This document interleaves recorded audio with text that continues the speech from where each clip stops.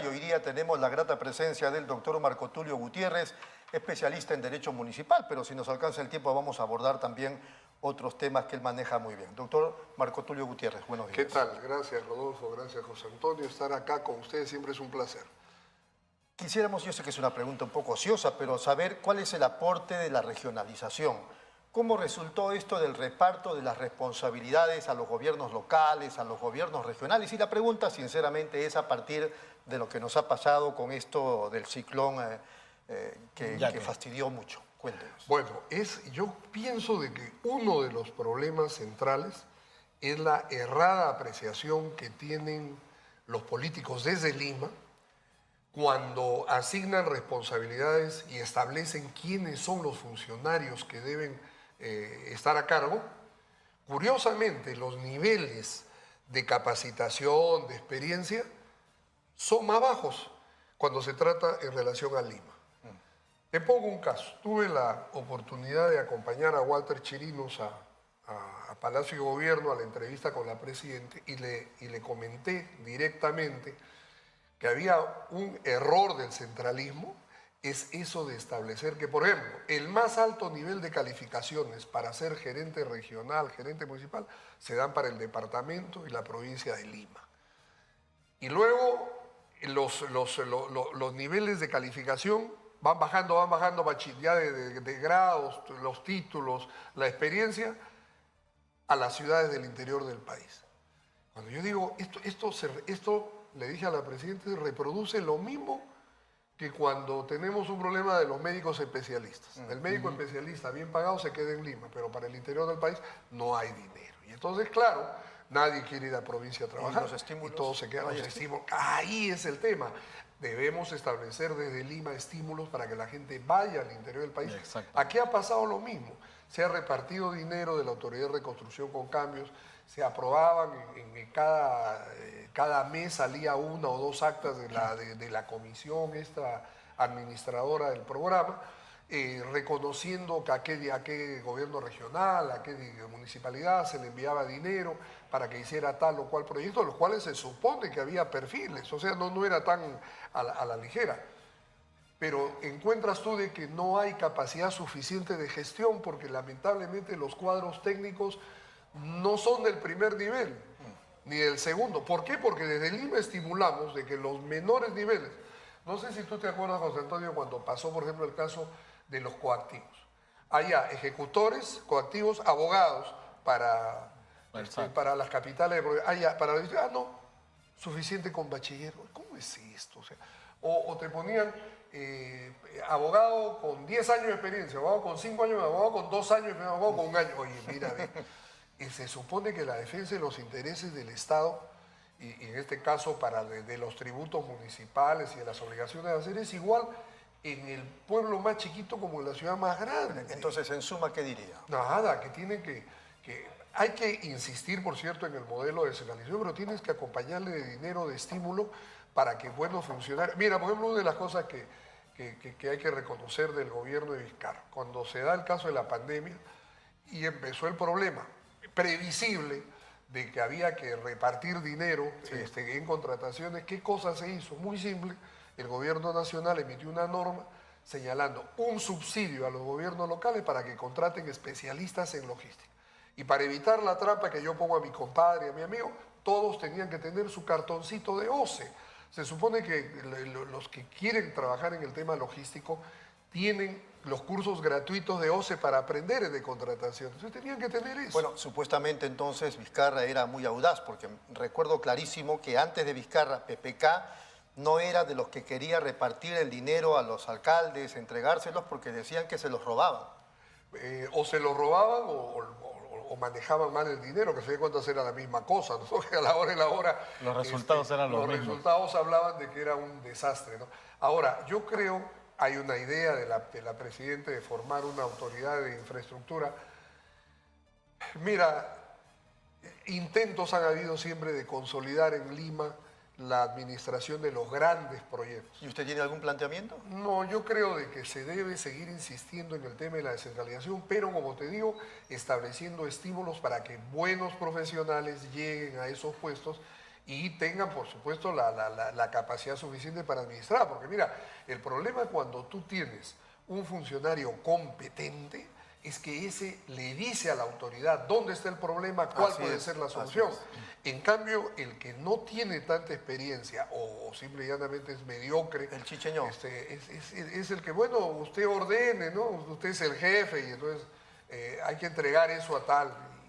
Y ahí están los problemas. Doctor Marco Tulio, hace unos pocos días atrás nos visitó el ingeniero Virgilio Acuña.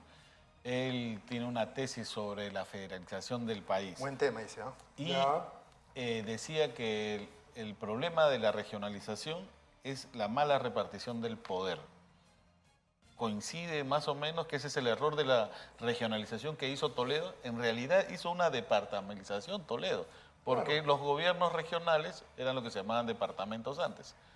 Y acuérdate tú de que habían bastantes intentos, como por ejemplo, ¿te acuerdas tú? Las famosas comisiones para la reconstrucción, CRIRSA, por ejemplo, en el caso de Ancash, o lo que fueron luego los CETARES, que en realidad básicamente era el tema infraestructura, puesto que las competencias de gestión de los sistemas funcionales seguían en manos de los gobiernos municipales. Bueno, el tema siguió sin funcionar. Claro, siguió funcionando para el tema obras, ¿no? O sea, se concentró en estos CETARES el tema obras. ¿Qué era lo que le interesaba al gobierno nacional? Era su preocupación. Pero central. después de Toledo han llegado otros gobiernos y nadie ha corregido nada. Juntando las dos, mira, el tema de los CETARES es de que los demás gobiernos no hicieron nada. Cambiaron los CETARES por gobiernos regionales, pero no hubo un intento de fortalecer capacidades. Si tú no fortaleces capacidades de gestión, es una locura entregarle dinero a los incapaces. Van a manejar mal el dinero y por supuesto que aun cuando no sean coimeros, siempre va a haber la impresión en la gente de que algo ocurrió ahí. El clásico principio de la física, por donde el agua pasa, humedad queda, ¿no? Y entonces algo tuvo que haber ocurrido ahí, ¿no? Adhiriéndome a la pregunta del doctor Aguilar, que usted no ha respondido, bueno, es que no se lo preguntó también de manera frontal, ¿podría el Perú empezar a desarrollar un trabajo para convertirse en federado, en un país federado? No, ni hablar. ¿Por qué? Pues, o sea, porque en realidad la noción de los estados unitarios está en función de las nacionalidades. Acá nosotros siempre hemos discutido si existe una nación quechua, una nación aymara, una nación mestiza, pero sabemos también que por razones históricas hemos vivido un proceso de mistificación o de mestizaje muy amplio. Y entonces es lo que tenemos. O sea, si se habla de federación, ¿se va a imponer el separatismo? No, por supuesto que sí, es una locura. ¿Y cómo en Brasil más o menos funciona este sistema? ¿Qué es lo más cercano que tenemos? Pero acuérdate tú de que Brasil fue históricamente una suma de pequeñas repúblicas, como nosotros lo hemos sido, en el caso, por ejemplo, de Ecuador, Colombia y Venezuela, que era una sola, o Ecuador y Colombia, que era la Gran Colombia. Pero el caso nuestro es distinto. Y mira, en el caso, por ejemplo, de México, es una república federal porque históricamente también se generaron estados. Y entonces estos estados hubo un momento en que había que juntarlos, además por razones de territorio.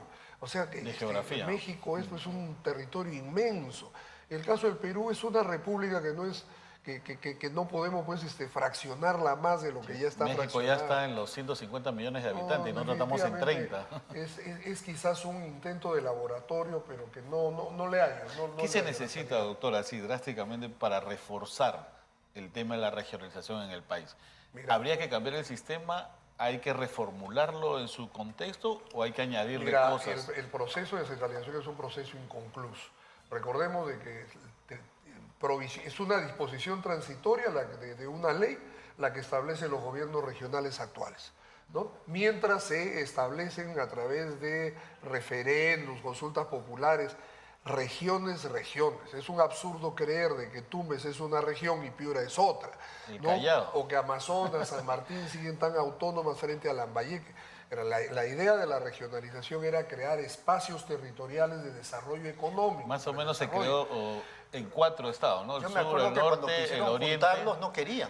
Hubo una consulta popular, nadie aceptó. Se desarrolló la consulta popular, tiene usted razón. Es como cuando dicen, por ejemplo, que debemos desaparecer, fusionar distritos.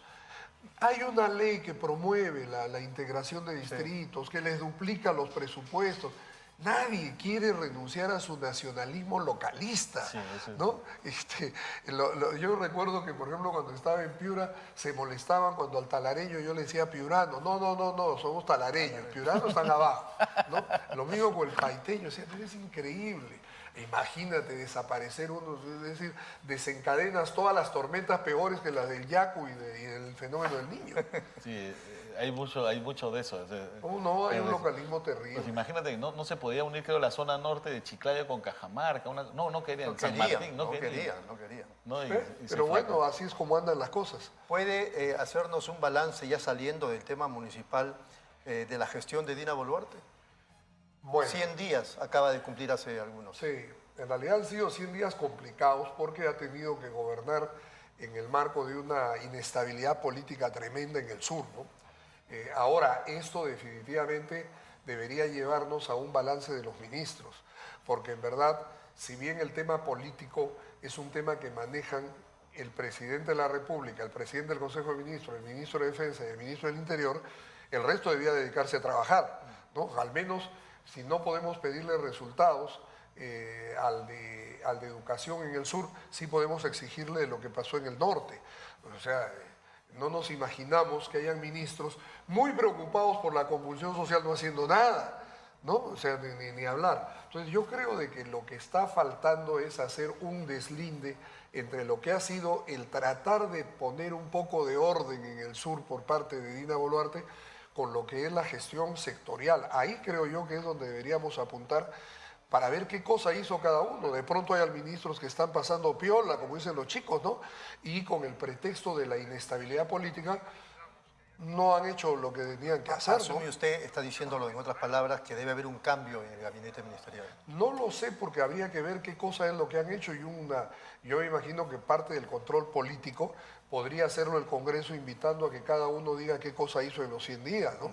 Porque al final de cuentas, si bien es cierto, 100 días no es mucho, pero tampoco es poco, ¿no? Para poder entender qué cosas se está haciendo. Más aún en el caso de ministerios, en donde, como algunas veces te comentaba hace algunos años, es más fácil ser ministro que ser un alcalde, ¿no? El ministro, al final de cuentas, recibe presupuesto aprobado por el Congreso hasta en el más mínimo detalle y espera de que le transfieran el dinero cada fin de mes. A diferencia de las municipalidades, en donde tienes que esperar que la caja de tesorería te diga cuánta plata hay para completar lo que te mandan de Lima y ver qué se puede hacer con eso, ¿no? O sea, Muy bien. En el tema de la corrupción, sin citar el caso de Dina Boluarte y ese supuesto financiamiento que habría recibido en la campaña cuando era candidata a la vicepresidencia, lo que nos hemos enterado en las últimas 24 horas, un comandante general de la policía que tiene que ser sacado porque está haciendo... el comandante general de la policía. No digas un comandante, el comandante el comandante ha sido general, identificado. el comandante general de la policía Eso, que claro. tiene que ser retirado porque la fiscalía lo investiga, allanan su oficina, allanan su casa y junto con eso 3 miembros del ejército, incluido un capitán de la institución, involucrados supuestamente con el narcotráfico, incluido algunos policías. Entonces uno dice, pero corrupción por todas partes. Y como si eso fuera poco, sin ánimo de hacer un arroz con mango, vemos, usted no me dejará mentir, alcaldes y gobernadores regionales casi haciendo cola para responder a la justicia y terminan presos o fugados.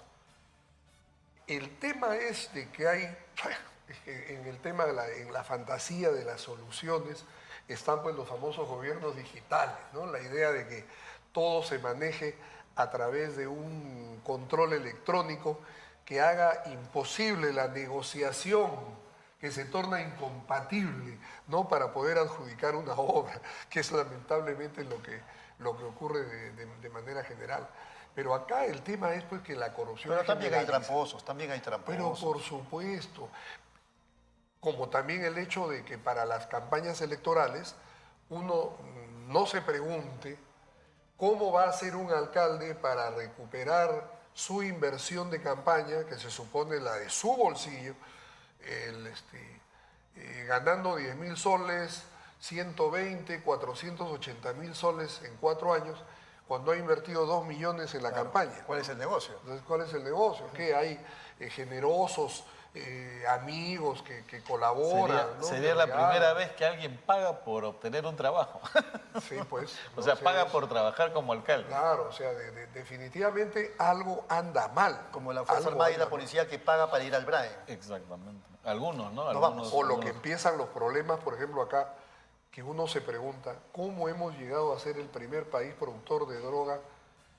Pero si todos los productos que se utilizan para la preparación de la cocaína, los insumos son controlados por el Estado. ¿Cómo entran? ¿Cómo llegan? No hay forma de... Todos son de acá, de la costa. Vamos, de la costa. Y todos son Doctor costeños. Marco Antonio Gutiérrez, ha sido muy Ha amable. sido un gusto estar José con Antonio ustedes. Aguilar, muchas gracias Muchas a gracias. ustedes por seguirnos. Permiso.